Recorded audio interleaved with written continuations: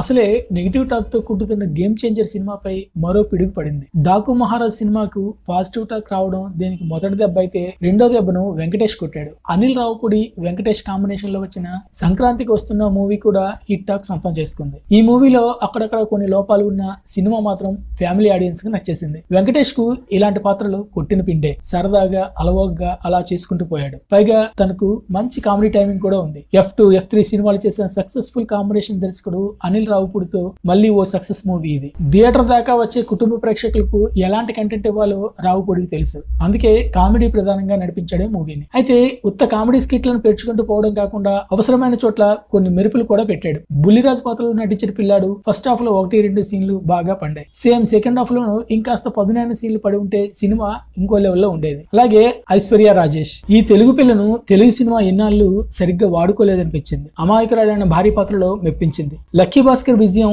మీనాక్షి చౌదరిలో విశ్వాసం నింపినట్టుంది. వెంకటేష్ వంటి senior hero సరసన తన పాత్రకు సరిపడా నటనను అందించింది. సినిమాకు ప్రధాన బలం సంగీతం. ఇప్పటికే బయట హిట్ అయిన గోదావరి గట్టు మీద పాటతో పాటు మిగతావన్నీ బాగున్నాయి. BGM సందర్భోచితంగా ఉంది. రమణ గోగుల గాత్రం మరో ఆకర్షణ. మొత్తానికి వెంకటేష్ ఈ మూవీతో మళ్ళీ లైన్ లోకి వచ్చేసాడు. పూర్తి రివ్యూ ఛానల్లో ఉంది, వెళ్ళి చూసేయండి.